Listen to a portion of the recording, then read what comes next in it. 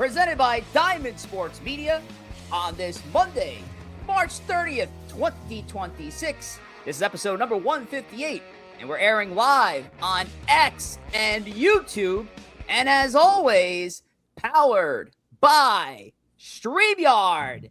And ladies and gentlemen, we're in season 5 of Empire State of Baseball, but more importantly, we're in season, 120, I guess, of Major League Baseball, because we're back. We are fully back. No more spring training, no more simulated games, no more WBC, no more split squads. Joe Pugliese, our best friend, has returned. Major League Baseball is back. Yes, and it's been a long winter at times. It felt like the winter will never end. I remember when that stupid furry rat saw his shadow and gave us 6 more weeks of winter. The best thing anybody could do to that Punxsutawney Phil is make him into a nice hat. But here we are, and spring is sprung eternal, and there's only 2 things that get me excited for warm weather more. It's baseball and it's the Masters. That's when those things are on, you know the best time of the year is upon us. They're within weeks of each other too, which is great. I mean, you get opening day. We're coming off opening weekend. The Yankees, they played almost a week ago because of the Wednesday night Netflix game. Masters it's not this weekend, the weekend after. So it's a fun time of year. It really is, and the weather's been warm. You look, I know the weekend was a little chilly, but today it hit up to 70 degrees. I went to Mets opening day. It was 70 degrees in Queens. Tomorrow's supposed to be 69. Nice. So the weather's starting to get pretty good. I love it. Tom, how you feeling, man? I'm feeling good, especially with the weather situation, as Corey was hitting on there too.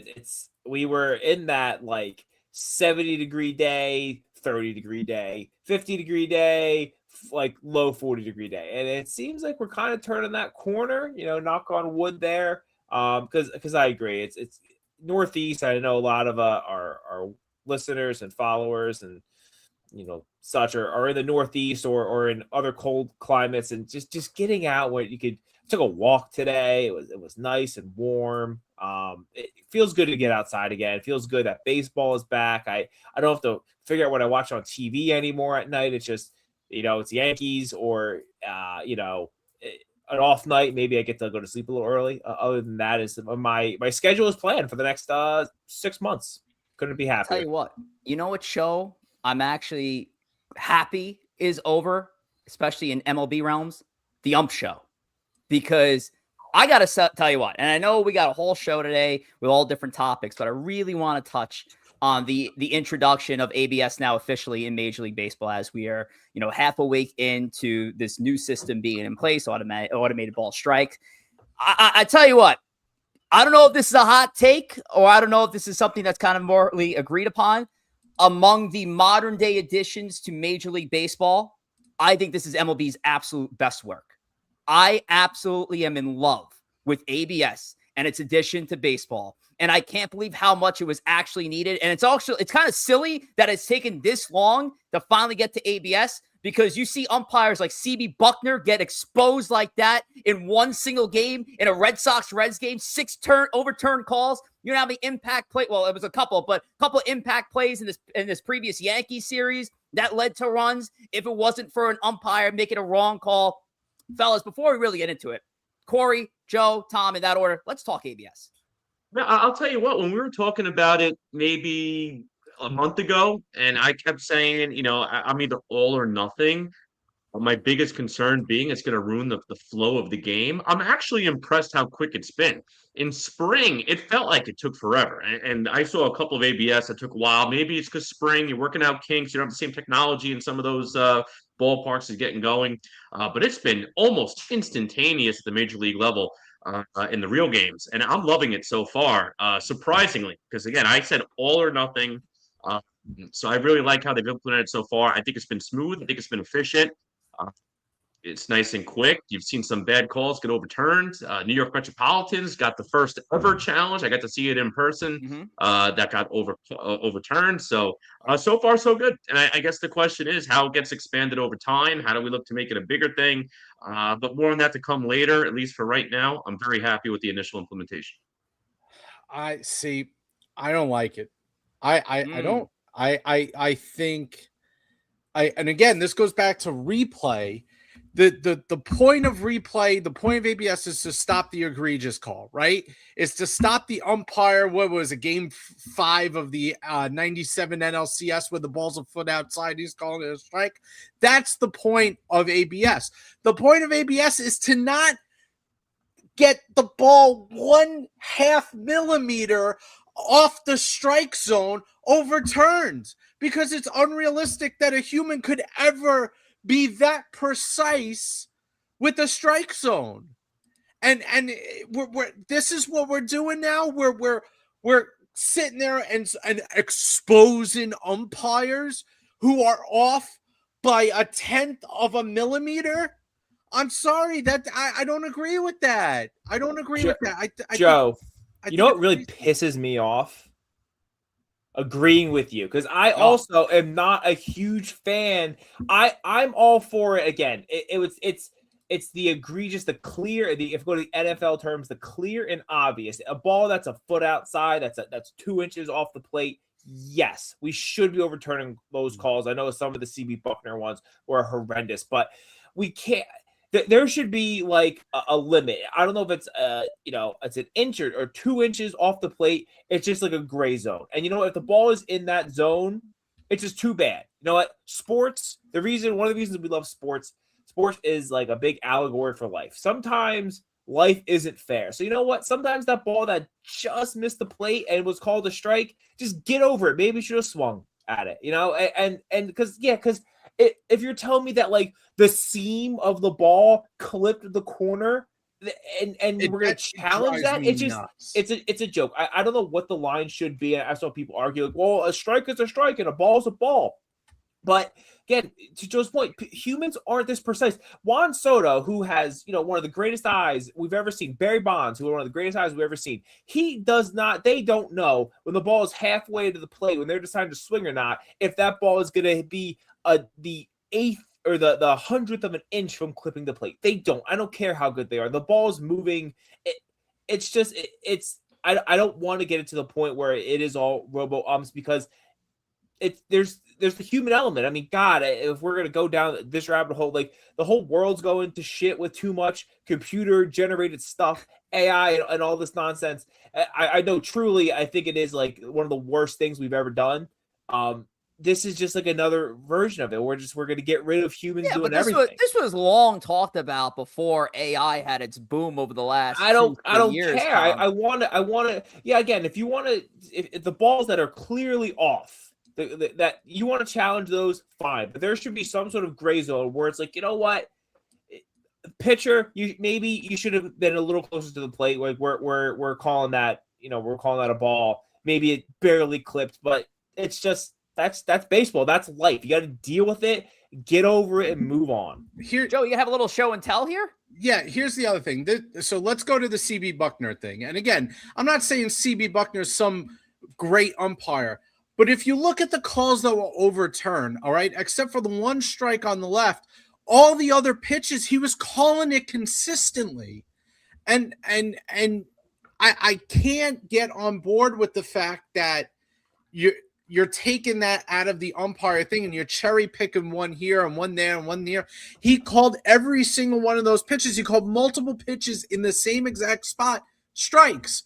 Whether he's right or not, that's his zone for the day. And we're going to have ABS kind of change that, and we're going to cherry pick. And now, what about the 5 other strikes that didn't get overturned? Mm-hmm. My other thing too about it is how, and I don't know the answer to this. Who runs ABS? Like what T-Mobile data? Well, no. Who? But like who? Where's that? Is it Statcast? Is my question. Yes. Statcast is garbage, and we know Statcast is garbage. It uses the same technology. They are wrong all the time. Like they'll say a ball that like that barely cleared the fence. It's like, oh, that ball only went, it went 320 feet, and it's like, well, the ball went like well beyond the fence. Like it's you're wrong on that. So if we're using Statcast, throw the whole thing out. Statcast, I will die on the hill that Statcast is garbage, and it's been garbage, and it just dumbs down the game for people, and it's just also just incorrect. So I'm out with it. I don't like the way it's done. The strike zone is not. The strike zone's in the middle of the plate. It's not the front of the plate. It's the middle of the plate. It's adjusted to the player's height, which is fine, but it's not adjusted to their batting stance. Mm-hmm. So that's a problem. The umpires have a different definition of what a strike zone is than what ABS is calling, which has a different definition of a strike zone than what the rule book officially says. So that's a problem. So I cannot get on board with balls 1 millimeter off the plate getting overturned to strikes, or vice versa, or things that nick it. I mean, we're let's be honest. ABS has created a strike zone that's a wiffle ball strike zone. If the wiffle ball hits the chair in any way, shape, or form, it's a strike. And that's what ABS has become. Now it's a wiffle ball strike zone. It's not again. To a point that I made last week, or it was a couple weeks ago when we were really talking about ABS and starting to get into it. Again, it's another step in the evolution of instant replay. Instant replay hasn't been the same since they first launched it back all the way back in 2009. I think there is going to be a bigger and better version of ABS that is going to hit. But let me tell you something. As far as just the entertainment value of baseball, when Eugenio Suarez went back-to-back with calling out CB Buckner's balls that he called strikes, the fans got into it, man. The fans were electric back-to-back times. And again, the fans will get into it if they brought a stripper on the field. It doesn't mean that's good. Yeah, but still, it's a sight to see when the fans are electric in the fourth inning, in game 3 of the 2026 season. Like, we're barely into this thing, and people are into it. And at the end of the day, I want to see more fans come to baseball. And if this is going to be a reason to do it, I mean, my suggestion may really get that going too. I'm curious what the next step's going to be here too, because absolutely. The point, Rich. I mean, you mentioned how instant replay is involved, and initially just started with home runs, and then a little bit here, a little bit there, and until you got where you are today. I'm just curious what that next step is. I Joe and Tom are saying about the most minuscule of pitches that are off. Unfortunately, that's the state of baseball. I'm just happy, regardless of whether you like it or not, I'm just happy at least it's quick. It's not taking a minute to review it. It's like a snap of they put up on the screen. It's being done relatively efficiently. Whether you like it or not, it's a different conversation, though.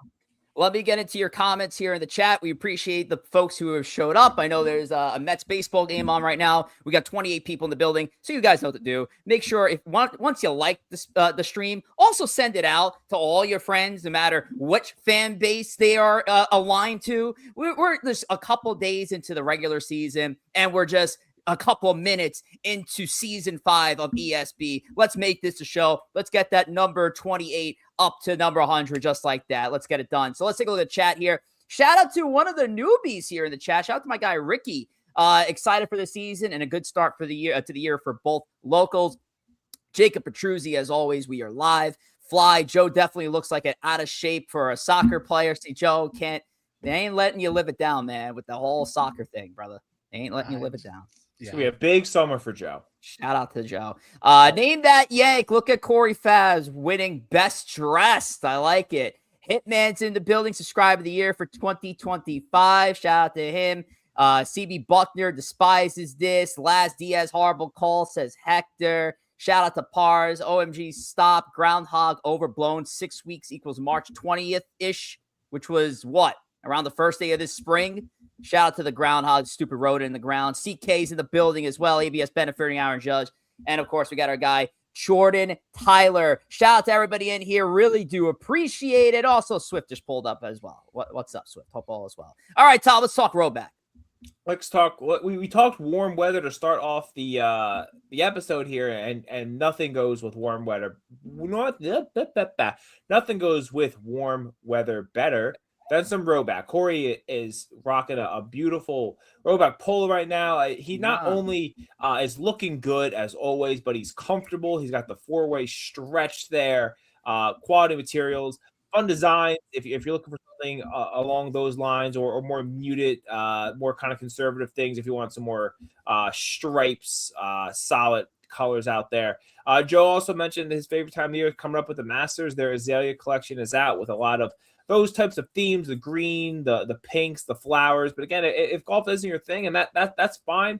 Still a lot of really nice stuff. Again, nice colors, comfortable materials, the sweatshirts, the quarter zips, polos, shorts, pants, joggers, bunch of women's stuff, kids stuff. Head over to Roback.com. That's RHOBACK.com. Use promo code TWASPL15. Get yourself 15% off of your first order. Yeah, heard the man clearly. Oh, what do you got, Joe? I got a quick little soccer thing, right? Oh, okay. It is a disgrace that FIFA dares come into our country and tells our guys who own these stadiums that they're putting their games in that they got to remove the branding off the roofs. That, bro. That's what the S don't mean soccer. That is a disgrace. Jerry Jones, the Johnson family, all the owners should band together and tell FIFA to go shove it. If you want disgraces, we don't have time to get into. Our first athletes were sponsored by goddamn cigarettes. This is America. Everybody grow the fucking head. All right, listen, I don't think we have time to go down the rabbit hole. All right, here's our lineup for our baseball. Okay. Here's our lineup for our baseball show. Shut up, Tom. The Empire Express, we're going to kick things off, talk Mets and Yankees real quick to just recap the last few days. We got a returning game, Trick of the Trade, to break up the show. And then at the very end, a segment that we haven't done since episode 1 of season 4 of last year, called Head to Head. We'll comp the Yankees and Mets position to position. But let's get right into it with the New York Mets here.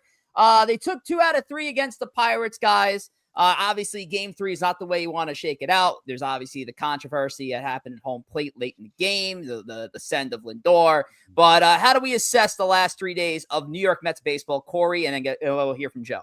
Rich, I'm glad you're starting with the real Mets fans here. So let me just start off where I talk about my Mets again, the only one on the show who believes in the Mets. This guy. 2-1, not bad, but I'd like to see the boys look a little stronger. Some tight games against the lowly Pirates. One thing I did really appreciate, Paul Skeens getting absolutely just showed of not being a top 3 pitcher in baseball. Getting exposed. Yeah, because Joe, because you don't like the Mets. For those who don't know, Tom was the one who drafted the New York Mets in his team draft for the year, so he's going to be monitoring the amount of wins they have because we have some bragging rights we're trying to win. So yes, I'm so sorry, Tom. I have to include you now on the Empire Express Mets edition. Thank you. My apologies. Thank you. I cede my time. Corey, what's up? There you go. Well, listen, I think Met fan Tom said it very well. Listen, the Mets right now 2-1. Very easily could have been a sweep. Overall, game 1, they knocked out Skeens early. He didn't even make it out of the first inning. A big part of that is shout out to O'Neal Cruz, who played an absolutely miserable center field. And then the next 2 games, it was very predictable. And we were joking about it on our first episode of Shaped Up last Thursday, where watch the Mets go out there versus Mitch Keller, versus, lesser guys in the Pirates rotation, and get stifled after rushing Skeens early. And that's exactly what happened. Mitch Keller pitched very well. Thankfully, the Mets eventually won that game on a walk-off in extra innings by Luis Robert Jr. And then yesterday, they got stifled again. They did just enough then to once again take it to extra innings. Just a very deflating loss, especially, Dick Lovelady. I can't wait for him to get DFA'd. I don't know how he found a role here. He got cut during spring training, somehow found his way back. The guy it should not be on a major league playoff contending team's roster. He gave up runs in back-to-back games. But then the bottom half of the inning, it was even more frustrating because we saw ghosts of what we saw in years past. Yeah. The Mets just cannot get a competent third base coach ever. What a terrible send of Francisco Lindor on the Juan Soto double to the outfield. You would have had second and third 0 outs with your 3, 4, and 5 hitters up. Mhm. 1 run ties the game. The second run wins the game. Instead, you send him, and he's out by a mile and almost got a broken nose on top of it. So even though the Mets won the series and ultimately you win more series than you lose, you're going to be a playoff team. A little bit frustrating coming off of the exciting opener to see them kind of fall back to their old ways in games 2 and 3. But you really want to give a shout out to Luis Robert Jr. I mean, the guy looked absolutely phenomenal out there. And I put this on, my ESP Mets Minute the other day. I think Luis Robert Jr., and it's scary I'm saying this, might be our best center fielder since Carlos Beltran. Listen, I don't want to overreact off of one game. So like, I'm not those Met fans that are screaming gloom and doom and saying, we left one out there, which in all fairness, we did. It was a bad send. I saw some hyperbole today on Twitter. There's the Tom's favorite app that it was one of the worst baseball decisions in history. Like, calm down, guys. It's game 3 of the season. He wasn't out. He wasn't out by like 20 feet. It was I know exactly. He was out, but yeah. And so I'm not gonna go crazy with that stuff. I'm more concerned with Mendoza's management of the bullpen.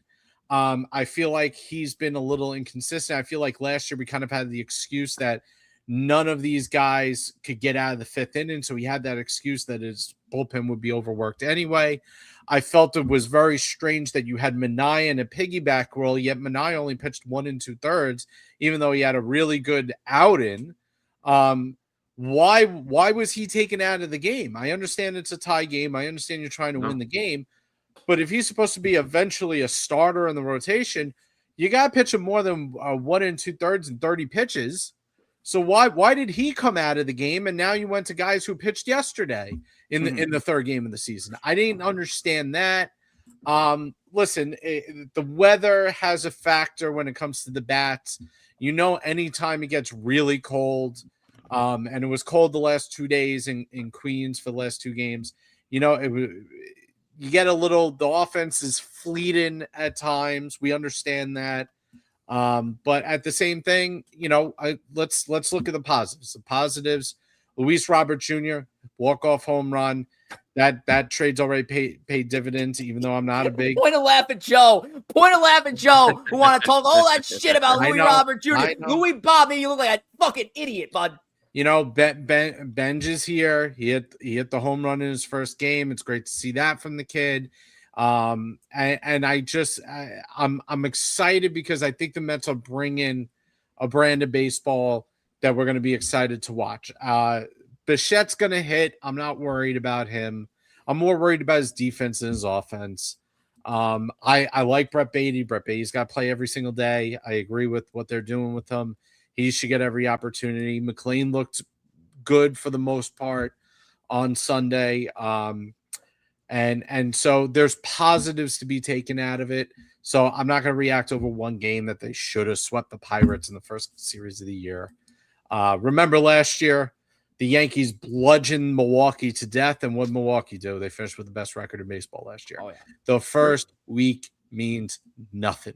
Yeah. And real quick too, Joe, too, talking about fans going crazy about losing the series. How about fans booing Bo Bichette right off the rip? I mean, I can't do it, man. The thing is, you're 3 games in. If these 3 games happen in the middle of July, when you're hopefully like 10 games over 500, you wouldn't even bat an eye because the averages and everything is already there. It's just more pronounced when you're looking at zeros and stuff like that because it's so early in the year. But Bo Bichette, I know game 1. He had the 13 pitch at bat, fouled a million balls off. Mm-hmm. He had the sac fly that scored the first run versus Paul Skeens. That kind of got things going. So it's early for Bo Bichette. I know he didn't have the best couple of games, but he'll be fine. I think the Bo Bichette thing comes as the fans see him as a replacement for Pete. And I think that's the problem with Bichette.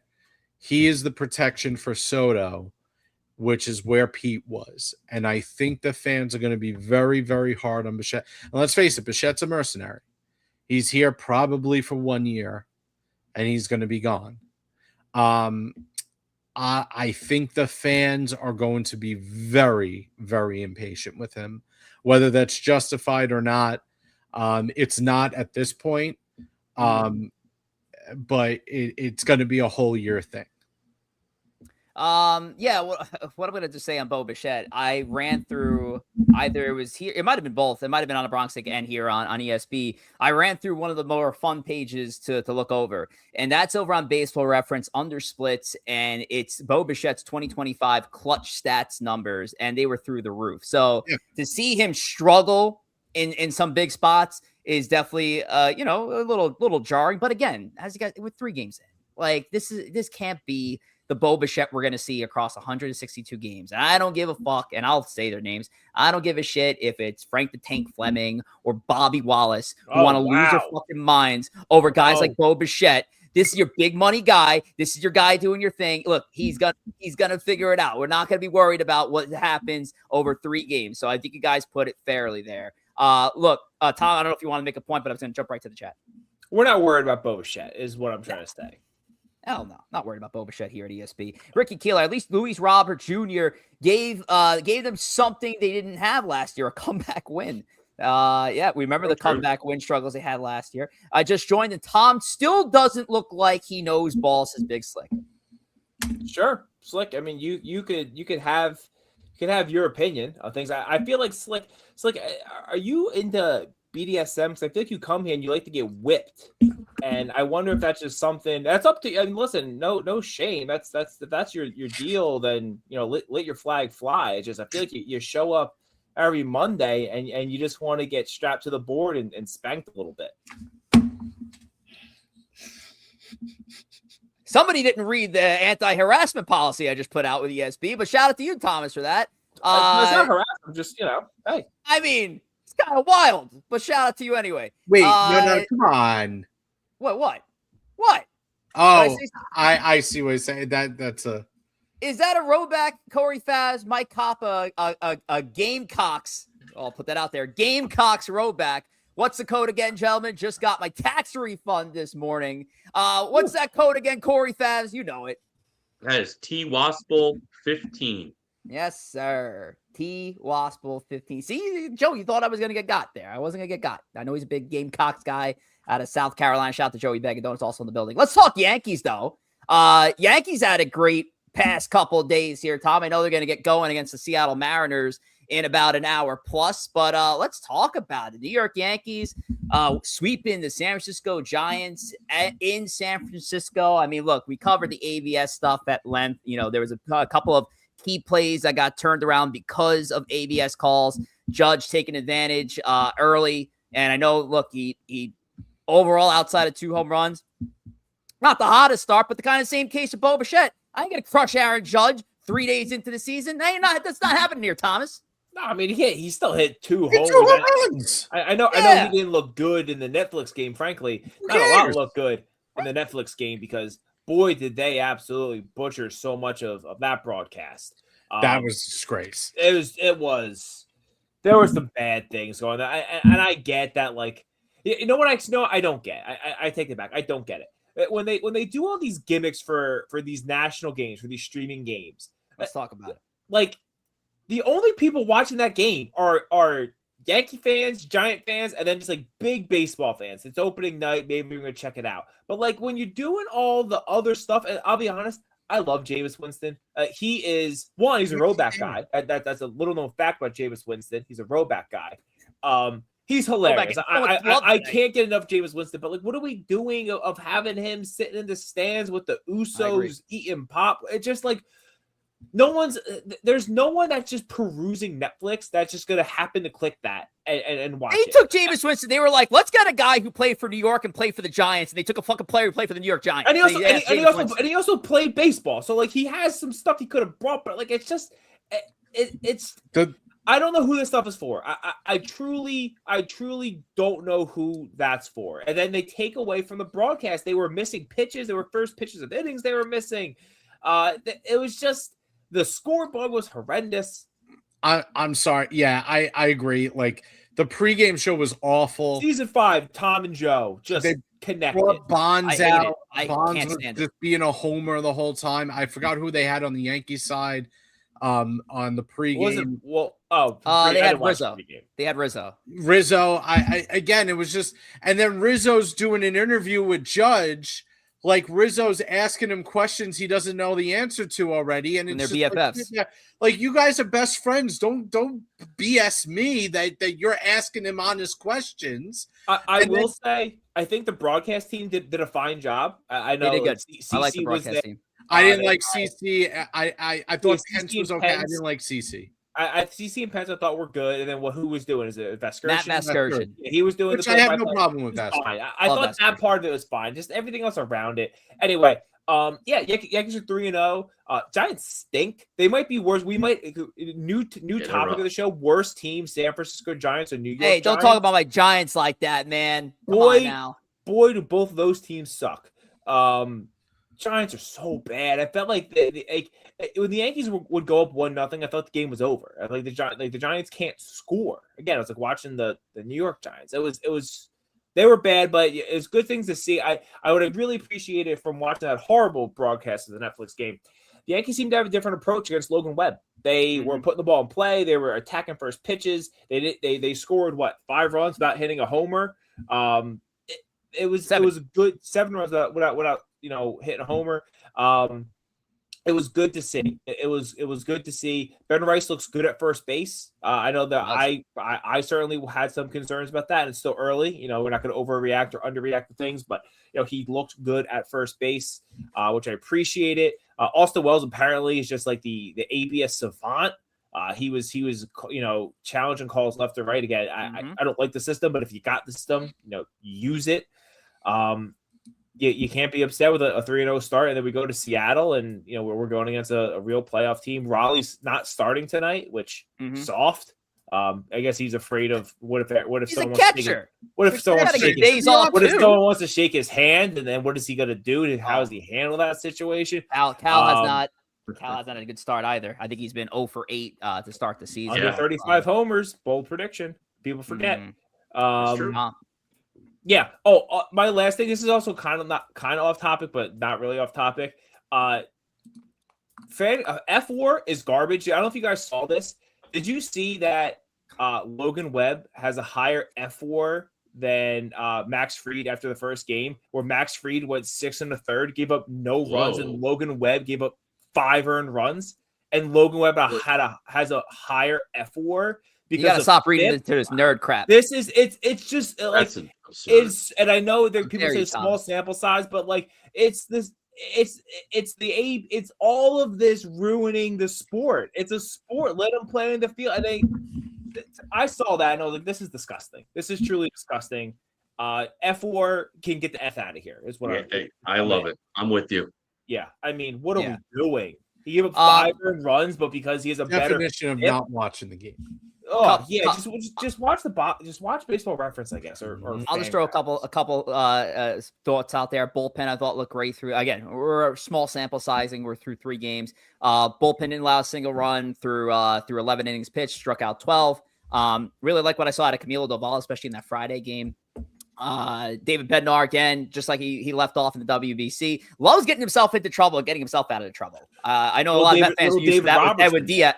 What was that? The little David Robertson there. Little D-Rob, little Houdini act like that. Defense looked great. So again, we take it for what it is. They played great through 3 games. And how about Cam Schlittler just picking up where he left off? I mean, Cam Schlittler looked phenomenal on Friday. I mean, Rob Friedman was out there putting up what the tunnel looked like on those 3 pitches of Schlittler. I mean, it's just unhittable stuff. You have the same slot and 3 different pitches coming out the hand in completely different directions. I mean, gotta love what you're seeing out of Cam Schlittler, even though, again, we're only a couple days in, but positive notes there. Joe, what are you thinking on your end there? I know you have some thoughts on the opposition. No, I think the Yankees, again, like they did last year, they came out and set the tone early for the season. So that's certainly, for whatever the reason, the Yankees have a tendency to start the opening weekend. They just start strong. And for whatever the reason, the first opponent of the year seems to not want to play baseball. So Yep. that Netflix game was over. It was over in the third inning. Yeah. I mean, it was open It at was night. over quick. It was the open at Giants night. didn't score a run to the third game of the season. Yeah. Also, here's the other thing. Right. Exactly. Here's the other thing. Is opening day sacred or is opening day not sacred? Oh, I know you're gonna go with this one. Okay. I hate agreeing with you, Joe. I do agree with him too. If opening day is sacred, if baseball claims that it should be a national holiday, that the entire world should be watching baseball, you cannot have 6 teams in Major League Baseball off on opening day. I know. You can't have opening day the night before. The first game of the year should be 12:30 in the afternoon in Cincinnati. Correct. That's where it should be every single year. And those teams that were off, they played Friday night. They didn't even play a day game, a night game. The Yankees played Thursday. The Yankees played Wednesday night. Opening day, and then opening day for the rest of baseball, except for the Yankees and the Mariners or some Very weird. Very weird. Was the next day. And then the Yankees play on Friday, and now the Yankees are off Sunday. Well, the schedule's all over the place. I get Terrible. the whole rain out thing, but I agree with you. I think there should be all 30 teams should be playing opening day on that Thursday. And I remember, Joe, you used to say back in the day, wasn't tradition like the first game of the season happens in Cincinnati? Yes. Like, wasn't that a thing? What happened to tradition there? Like, we're obviously changing big elements to the game. We'll go over the ABS thing over and over and over this season. But like certain aspects of it don't need to be changed. Like, why are we having opening night prior to everybody else playing? The Cincinnati thing, by the way, is in Cincinnati. It's a huge thing because they have an opening day parade that leads to the stadium. That's awesome. All the fans participate in this parade, and they all walk to the stadium and enter the stadium once the parade ends, like an hour before the game, and everybody just goes into the stadium off the parade. Like it's a tradition. But baseball doesn't care about the traditions. They care about Netflix stealing opening day from Yes Network. So all the old fans who don't know how to open Netflix don't get to watch the Yankees on opening day, which is not really opening day. It's the day before. Thanks streaming Manfred over there. And I love the Giants still did like an opening day celebration on the Friday game, even though it wasn't technically the first game of the season. They still went out and did it. Take it away. Don't tell me you're trying to grow the game. You're just trying to get the millions of dollars Netflix. Last Yankee note I'll make is actually a more of a breaking note. Not really. It's an injury report that Brian Hoke just put out here. Yankee injury updates. Carlos Rodon threw 50 pitches in live BP yesterday. Garrett Cole is scheduled to toss one up of live BP in a couple of days. Anthony Volpe has been hitting off the Traject machine. If I said that correctly, Traject. I don't know. It's with a K. It's Traject. Traject machine, and will advance to live at bats soon. I thought Joe had a problem with pronunciations. Yankees. It's not even spelled right. That's not Traject. There's a fucking K in there, you piece of shit. Traject. Look. All right. Here's the chat here. Tom reminds me of Kevin Youkilis, to be honest, says Eddie. I mean, sure, I guess. Coach says, why does Rich look like Squints? And then Joe goes, Mike goes, CC touch Joe. Only explanation of why Joe hates him so much. You guys got anything for Corey? Can we just complete the cycle? Are you just gonna roast us here on the debut of I already got the 5? best dress comments. Hell is wrong with you people? The fuck? All right, let's move on from the Empire Express. We are done there. So Corey Favs, let's talk about the multimedia on social media over on Instagram and TikTok. What do you got?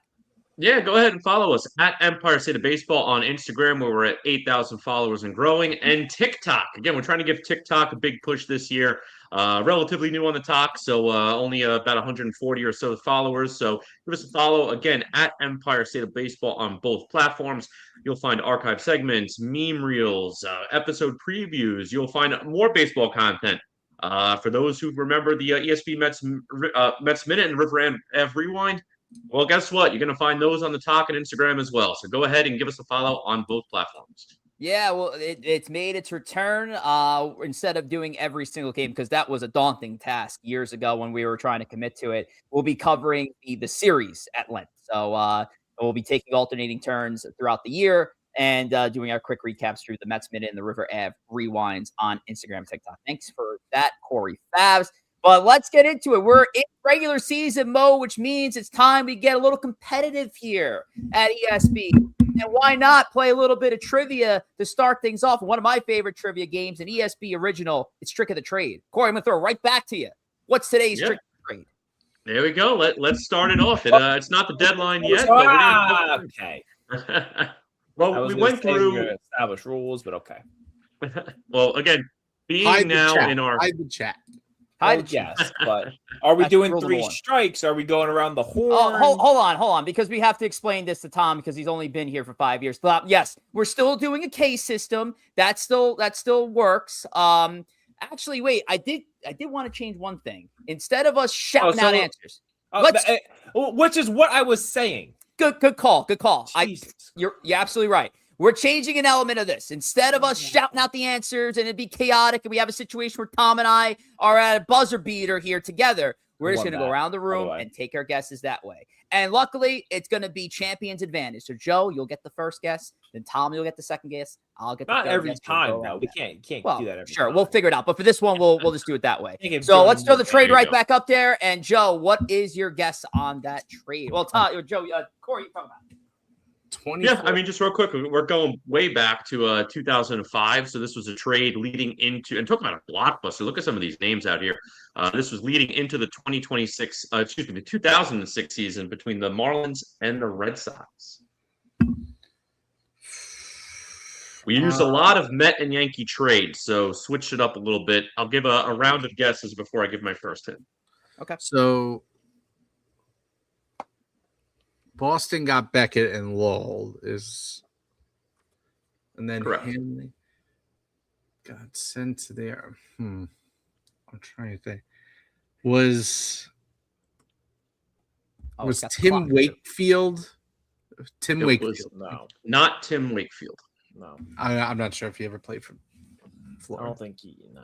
I don't think so. I said no so quickly, and as if I would have the answer right away. There it is. K for Joe. Where? And if you pass, it's a K as well. Yeah.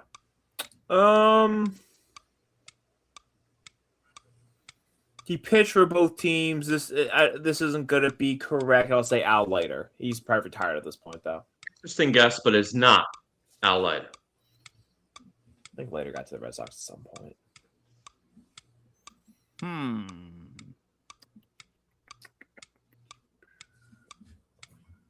For the sake of time, I'll just pass for now. Okay.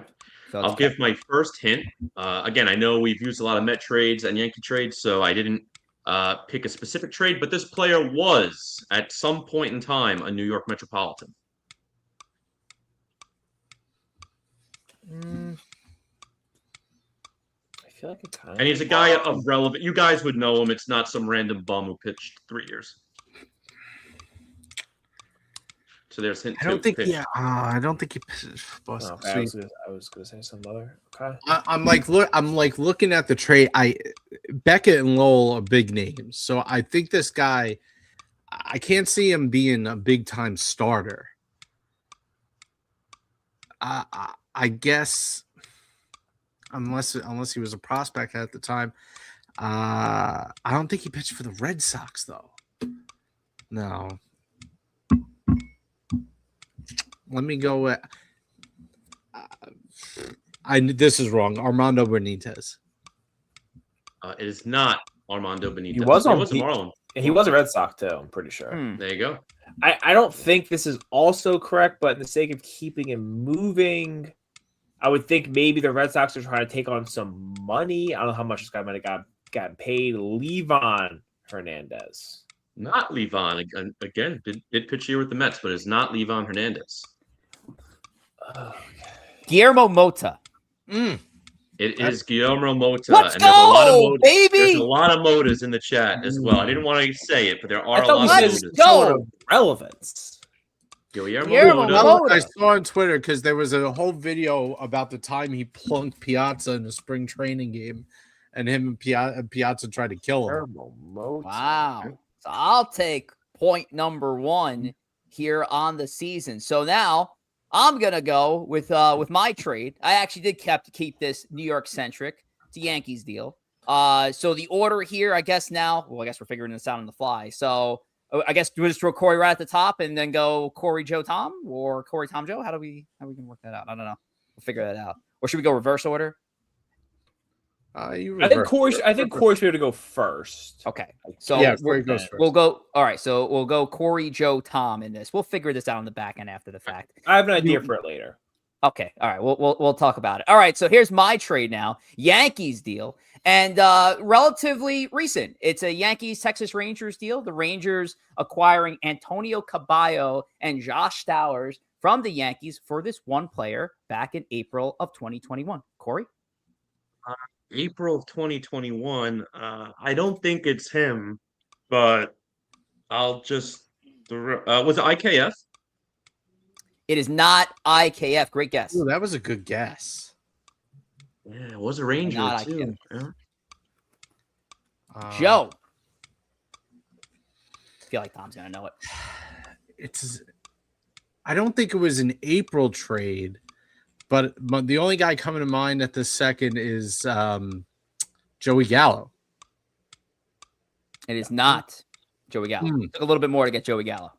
Jose Trevino. It is not Jose It's Trevino. not Jose? I That's love not Jose I Trevino. love all the guesses He though. was None, traded in. it is not right before the Jose start of the Trevino. season. I didn't even think of anyone else. Shit. Wow. Great guess though. Not Jose Trevino. It's a Ranger. All right. He's Any actually hints before we go to round 2? Yes. This player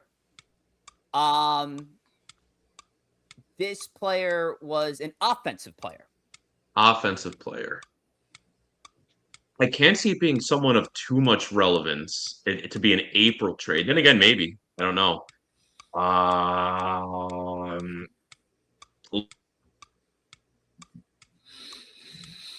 Oh no, Corey froze. Oh, P.O. Ford. Lou Ford. Who? I think he's saying Mike Ford. Mike I Ford. imagine. No, it is not I Mike Ford. imagine. It is not Mike Ford. We do have a correct guess in the chat. We'll say that. But it's not Mike Ford. Good guess, Corey. Joe? That's Mike Ford. Man, that's a name out of your hat. Offensive player. I was thinking it probably wasn't someone of too much relevance at that time. The first set of guesses were so good, especially Tom's. But I didn't. I'll be honest. This came up and it got in my head and I didn't even think of it. I'm trying to think of other guys. yeah, the people in the chat are now getting it.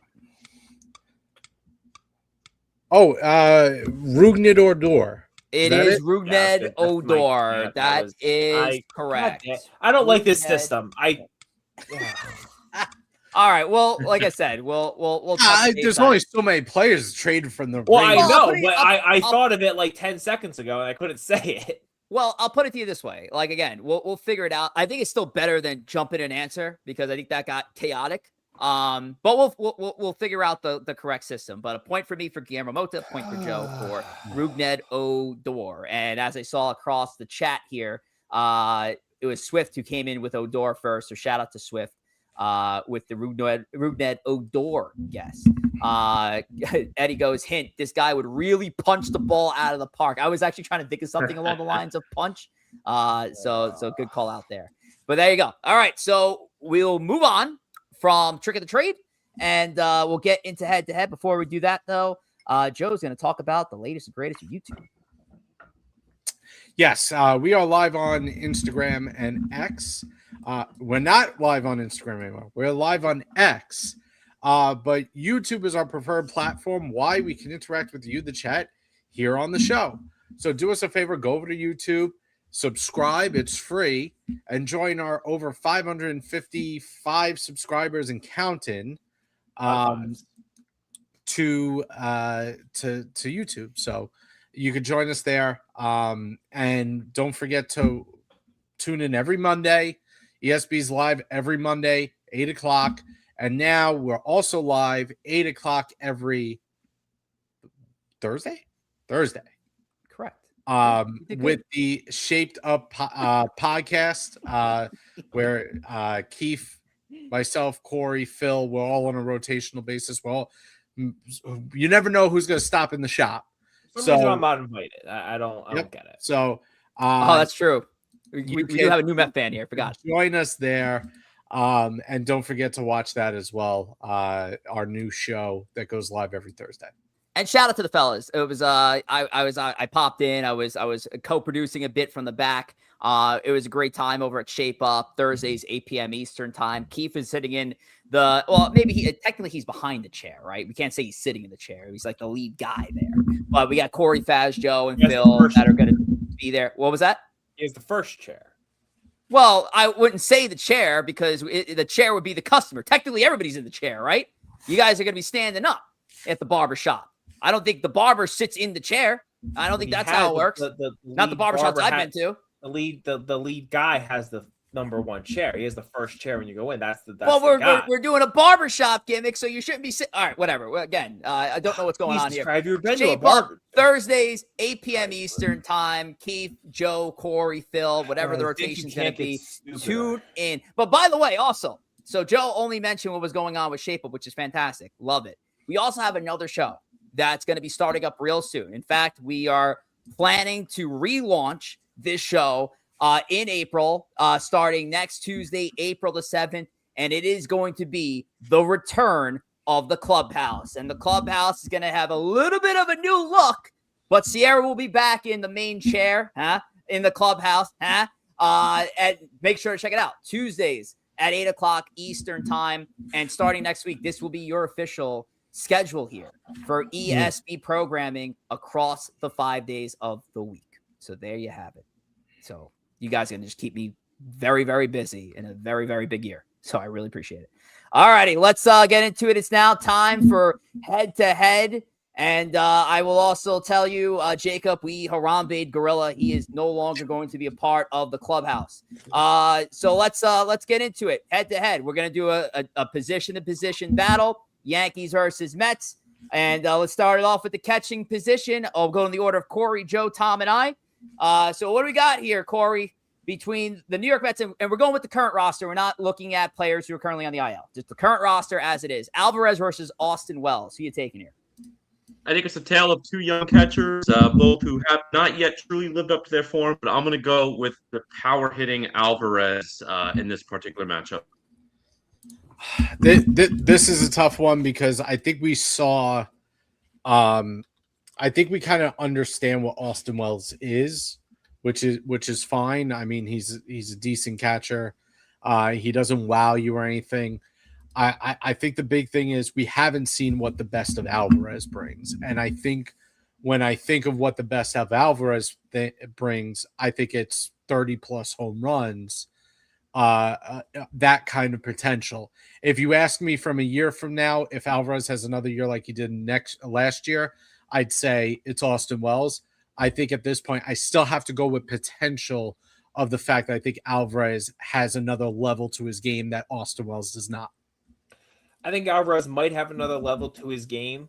But I think today, to Rich's point, we're doing the active roster, and we're saying for right now, I think Austin Wells is the better all-around catcher. I mean, Alvarez got sent down last year at some point. I mean, I know Wells wasn't great. I know some people in the chat might not like his catching abilities, but I mean, listen, maybe just on ABS challenges alone, I think Wells is right now the better catcher, and maybe Alvarez will become the better catcher if he can really live up to that potential, but I don't think he has yet, and I think he is more likely to fall off. I've been very critical on Austin Wells for the last couple seasons, but even I am also going to go Austin Wells here. I think when it comes to the offense, if they're hitting their potential, I think Alvarez can absolutely be the best catcher in New York. I think this ABS thing is offering a brand new weapon for Austin Wells to make him even more valuable behind the plate. So I'm excited to see what that is for Wells across 2026 and beyond. So right now I'm going with Austin Wells, but I think that could also change within a few months of seeing Alvarez take the next step forward. All right, now we're over at first base. We have Jorge Polanco or Ben Arroz. Ben Rice. What do we got, Corey? Yeah, I mean, listen, Polanco's had a very nice career. I think he's a great addition for the New York Mets. I like having him on board. But I gotta say Ben Rice here. I mean, gotta go with the young guy who just hit 30 home runs last year for the Yankees. I think he's a perfect fit for that team, good fit for the ballpark. I'm gonna go with Ben Rice. Yeah, two guys basically new to the position. I'm gonna go with the younger one in Rice, just because I think that he's got more top end power than Polanco does. Polanco coming off his best season. I don't know how many of those kind of seasons he's going to produce. So I'm going to go with Ben Rice here. Yeah, I mean, I've had concerns with Ben Rice's defense at first, but he actually has more experience there than Jorge Polanco does. So I think he's with more experience at first, and he at this point of his career absolutely the better hitter. I think Ben Rice is an easy pick here. Yeah, I agree across the board. I think if the question is, hey, if I need a big hit in a playoff game right now, I'm probably taking Jorge Polanco. But I think across 162 games now, I am starting with the younger Ben Rice. And again, small sample size. You keep hearing me say it. He's looked so much better at first base to kick off the season. So excited. Again, another player I'm looking to take that next step there. This one's a really cool Joe here. Second base. This is a more interesting one. We got two veterans at the position. Jazz Chisholm Jr. for the Yankees, Marcus Semien for the Mets. Corey. I really like how Semien's looked in the field. I think he's played a really good second base. Definitely a lot better than McNeil's looked the last few years. But even if Semien gets his pop back and can find a way to 25, 30 plus home runs, you got to go with Jazz. He's a 30-30 player. He was our second-ranked second baseman when we did our ESB rankings in the spring training episode. So I got to go with Jazz. Joe? Yeah, I mean, Semien still might be the best defensive second baseman in the league, or if not the one of the two. But at the end of the day, I have reservations about whether or not the bat is still there at all. So I gotta go Jazz here. Yeah, I mean it's very clearly Jazz. I mean, we're not talking 2019 Marcus Semien, we're talking 2026 Marcus Semien, and Jazz is clearly superior. Yeah, I think when we're coming out of the ESB rankings that were a couple of months ago, again, we're not too long into the season where we can say some guys are jumping guys that we hadn't even in our ESB rankings. Right now it's Jazz. And I think it's going to be Jazz for the most part. Yeah, he's slow start in San Fran, but you can't deny a guy who had a 30-30 season could have that potential. If you want to take that next step, go 40-40. So right now I'm saying Jazz Chisholm, but we'll see what Marcus Semien still has left in the tank. Now this is where I think it's going to swing towards the Mets end. At third base, we got Bo Bichette or Ryan McMahon. Corey, go ahead. The funny thing is, I wish I could combine them. I want McMahon's glove with Bo Bichette's belt. I'm going to go with Bo. Bo will be comfortable, and give him another month. He'll be fine at third base. He's a shortstop. He's an athlete. He'll be fine. Yeah, and again, McMahon, do not undersell the fact that he is a great defensive third baseman. But defense does not make up for 70, 80 points in batting average and another 40, 50 points in on-base percent. It just doesn't do that. So you got to take Bichette here. You're going to take a middle of the order bat every day of the week versus a guy who's batting in the lower third. I think why am I blanking on Jesus? You all right? Why? Yeah, I literally blanked on Ryan McMahon's name. I was just like, that guy. I think he has a lot more bat than he showed last year, and he has a great glove. But I mean, Bo Bichette is one of the best, average hitters, just general hitters in baseball. So Bo Bichette clearly clears. Yeah, we're sweeping here with Bo Bichette. Let's move over to the shortstop position, and again, should be an easy one here. Francisco Lindor, Jose Caballero. It didn't really matter if that shortstop was going to be Anthony Volpe anyway. I think this is only going one way, Corey. Yeah, I don't even have to comment. It's Lindor. Yeah, they're a 30-30 basically every year for the past 3 years. Or flirting with it. He's top 2-3 shortstops in baseball.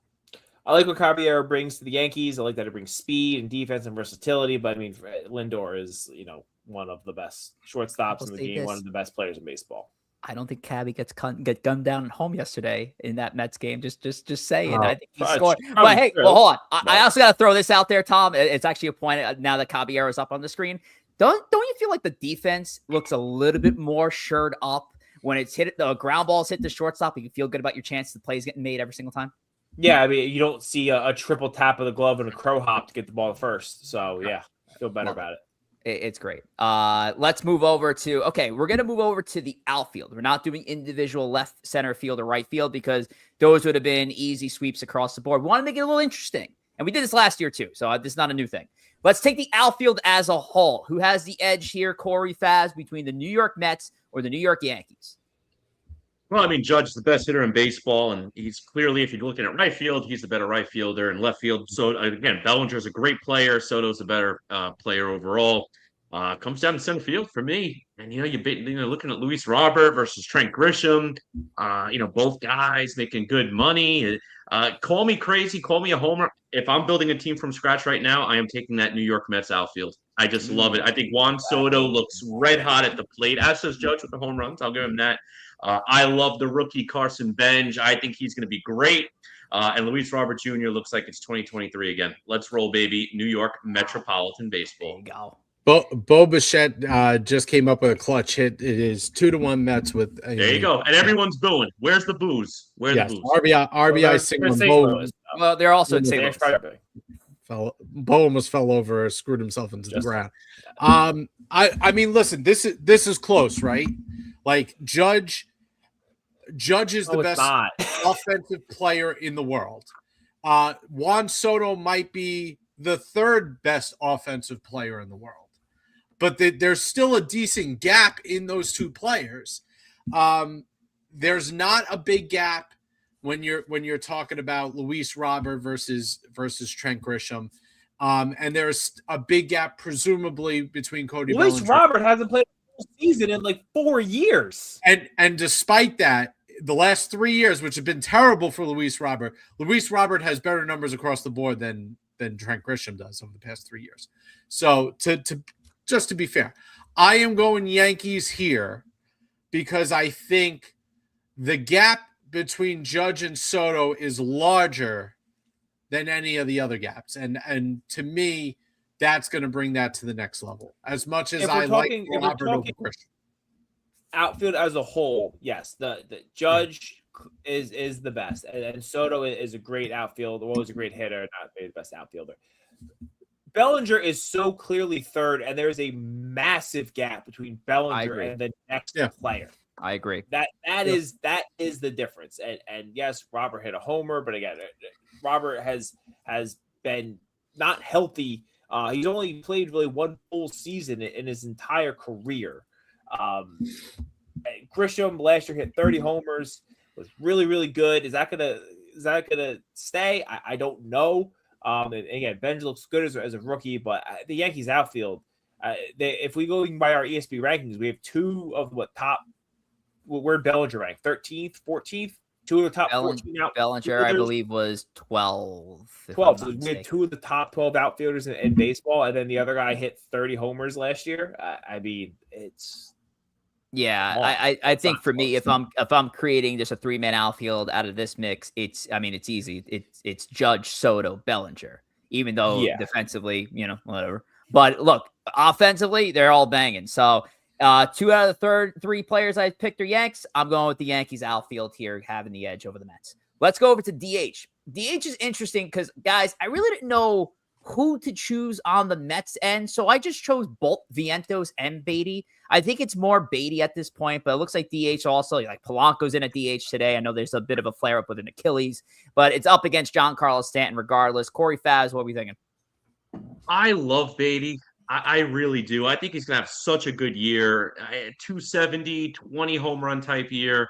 I mean, Stanton's looked good so far. He had 2 hits in every game.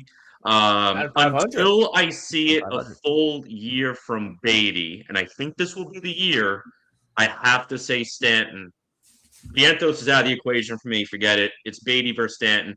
I think Beatty's going to flip it this year, but until he proves it, I have to go with the veteran Stanton. Listen, here's my problem. Here's how I'm gonna try to justify not taking Giancarlo Stanton. Here's my problem with Stanton. As good as Stanton is when he's on the field, he's only on the field for 80 games a year. I think Beatty Not a problem with Luis Robert Jr. He's going to have 30 home runs this year. And here's my other thing. Beatty could play 5 positions. We're not just a DH. He's not just a DH. So if you're asking from a team building perspective, who am I taking on my team? I'm going to take Brett Beatty. I mean, it's pretty crazy argument there. It's Giancarlo Stanton. And you know what? If he only plays 80 games, the Yankees will bring up Dominguez, and we don't have to watch him field balls in the outfield, and he'd be the DH, and he would also clear. Yo, it's now that you brought that guy's name up, I have to say, again, this is why he's in the minor leagues. Did you guys see the play he had, the opportunity he had in left field? The guy's afraid of the wall. And this is why Jason Dominguez is not on the Major League roster. And I understand there's a lot of fans to the wall who are not happy that the Yankees locked him out of a starting outfield spot. Do you blame him? How many more chances are you going to get to prove that you can or cannot play an outfield position? So I'm sorry. He deserves to be in Scranton until he can figure it out. Yeah, it's a shame because the bat's there. I'm going Stanton here too, though, just to kind of break that up. But the whole Dominguez thing is crazy. We'll talk more about it in extra innings. Let's get into the starting pitching rotation. This is going to be an interesting one. We're taking the rotation as is. So that's the biggest key here. As is, but we're going to put Garrett Cole's picture in it. But he's not in there. Garrett Cole's not in there. What are you talking about? That's Cam Schlittler. Guy. Corey. Go ahead. Oh, wow. God, he really does look a lot like Cole. It does look like a young Cole out there. It looks like a young Cole. He really does. When it comes to the Yankees and they're fully healthy, full arsenal, and they clear it, they might clear in baseball when they're fully healthy. And if they're all in their game, that might be the best rotation in baseball, especially with Schlittler doing what he's doing. If I'm looking at it right now, you're similar in the sense that you got a veteran ace and a young stud as your 1-2 right now. If I look at the Mets 3, 4, and 5 compared to the Yankees 3, 4, 5 right now, I just trust the Mets right now. Holmes, I think, is going to have a nice year this year now that he's 1 year full in the rotation. Senga's look good. I like Senga's upside there. And I'm going to take Peterson over Will Warren, despite Will Warren looking good his last start. Peterson was an all-star last year, and Will Warren, you didn't know what he was going to be. So right now, as stands, I'm going New York Mets. If the Yankees are fully healthy, they might clear baseball right now. Yeah, I don't think it's wrong to say Fried and Peralta are almost a wash. You probably give the edge to Fried. I don't think it's a crazy thing to say McLean and Schlittler are probably a wash. And I think it's reasonable to say Holmes, Senga, and Peterson are a more reliable trio than Warren, Weathers, and insert your fifth starter, whether it be Yarborough, Heel, or whatever the Yankees decide to do come next week. I think you could justifiably say that the back three for now is a better option than the Yankees. So I would go with the Mets to start the year. When Cole and Rodon come back in a month, then it's obviously going to change a big amount. You're gonna reverse fortune. Yeah, I agree with that for the most part. I do think it's very similar up top. I think the Yankees. I think Fried has the advantage. I think the Schlittler, McLean is Cam. I think at this point has the advantage. McLean as a higher pedigree, he might turn into a better pitcher. I think Will Warren gets a little shortchanged. I know he had a 4.4 ERA last year, but it was his first full major league season. He started 33 games, like a full load. I do like what he brings.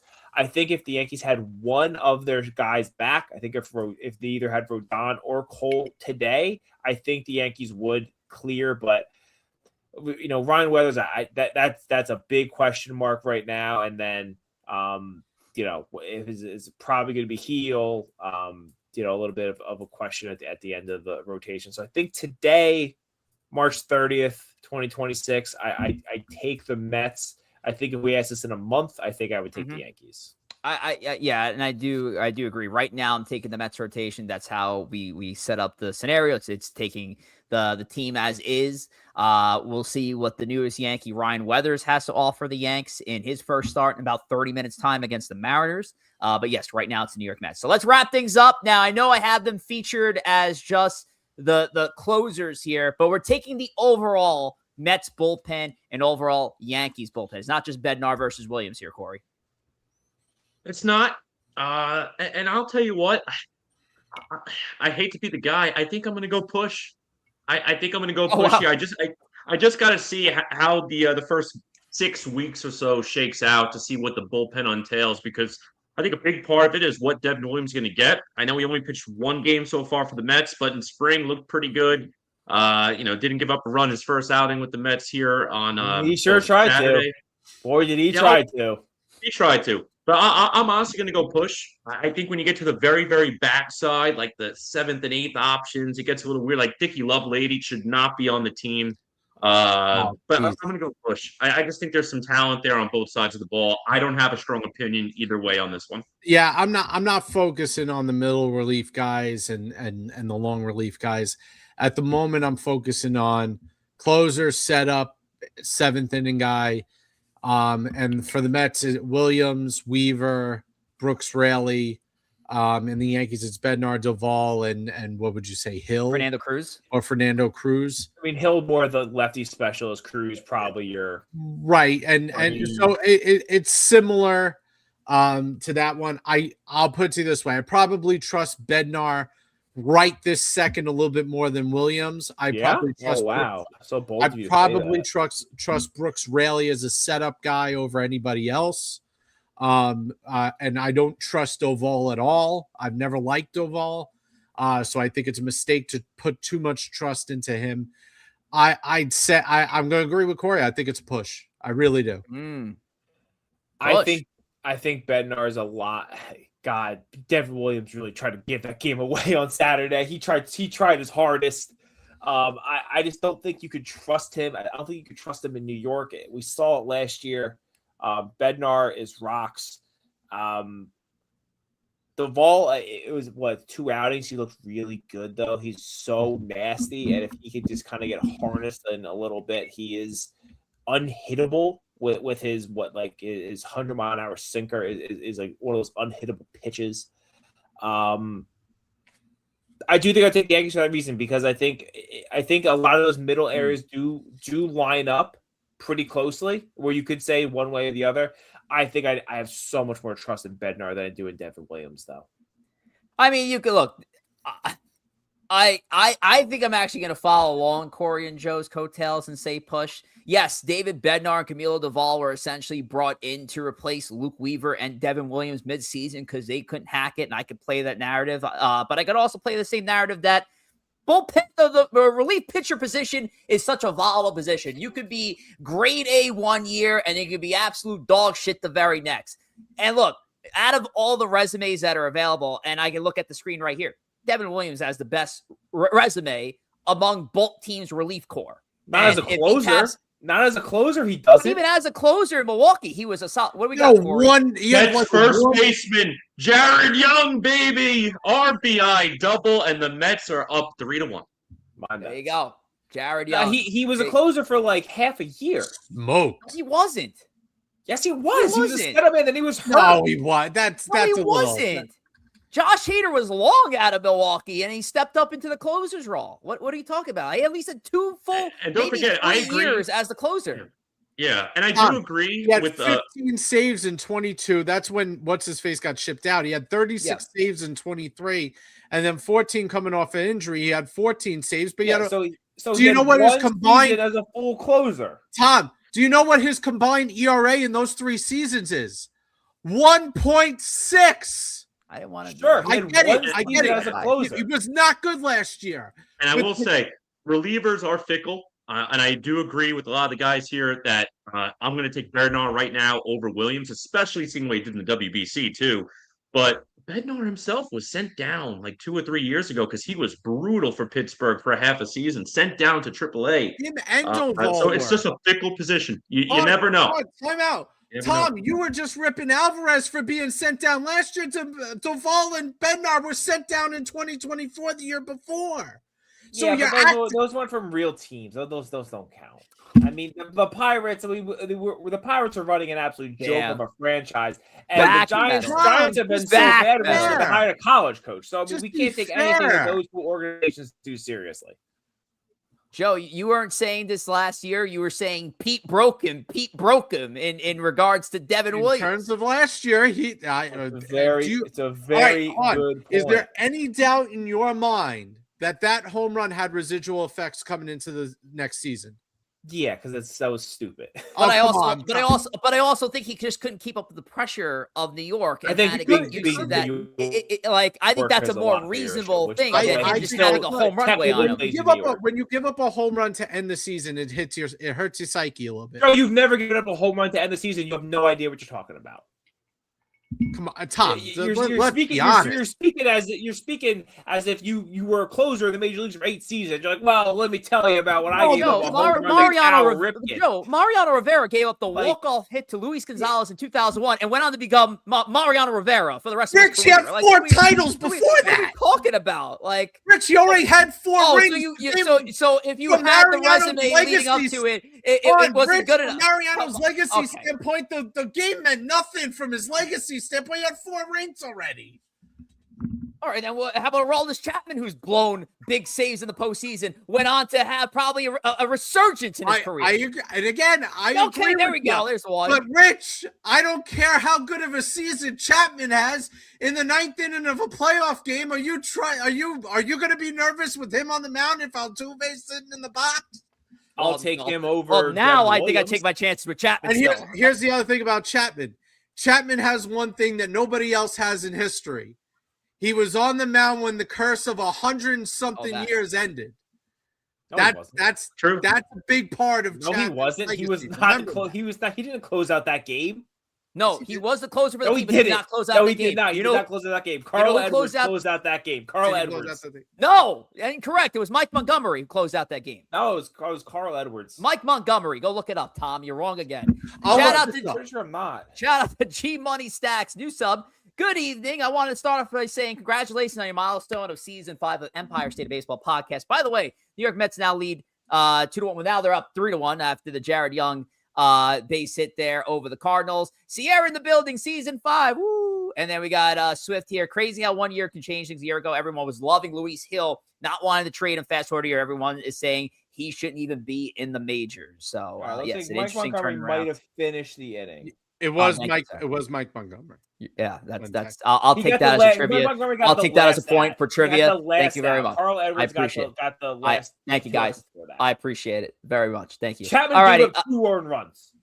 Make sure to give us a follow on X at ESP Podcast is the parent account. Give us a follow at ESPNYM, ESPNYY for additional content as we cover the Yankees and Mets more specifically. We have live spaces throughout the week. We made mention to this several times. Bronx Take live Monday through Thursday, Yankees space. We also have a Mets space called Queens Boulevard on Fridays, hosted by Phil from Shirley. Phil does a great job over there. And then we follow every Monday show with our post-show space called Extra Innings. So come on over to X. ESB Podcast is the handle, and we're going to talk a little bit more baseball. But that's going to be it for Empire State of Baseball. Worse than that, my God. What's wrong with you? What'd you say? I can't even. Joe, I don't think I've ever seen Joe get just absolute pants so bad by the show and the chat for the Chapman closed out the World Series. I was thinking of Game 5 where he went. He didn't even just close it out. He gave it up. That game. That was my mistake. I was confusing games. It's been 10 years. To be fair, it has been. I was thinking of Game 5 where he went 2 2/3 and they nearly pitched him till his arm fell off.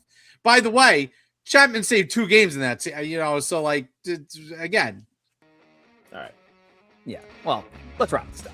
We'll have more, I guess, to talk about Aroldis Chapman down the line. But that's it for ESP number 158. We're back at it again next week. for Empire State. Oh, by the way, just want to make this Jesus. quick announcement. Next week, we have a guest that's going to be joining us. Stepping up to the plate with us here at Empire State of Baseball is the play-by-play commentator of the Somerset Patriots. My good buddy, Steve Cusimano, will be joining us next week on Empire State of Baseball. Just wanted to throw that out there, but let's take it around the room for last lick. Tom, go ahead, buddy. Joe, Corey. Corey said it. My Mets are up 3-1 right now, looking good. Again, I'm the one that believes. We believe down here. These guys over there don't believe. Joe. No comment. You had the option. Listen, I'm with Tom. Let's go Mets, baby. Let's roll. 3-1. Let's go New York. Let's have another big week for both teams here, especially them Yanks. All righty, folks. We will see you next Monday, 8 p.m. Eastern Time. See you on Extra Innings in a little bit. Take care.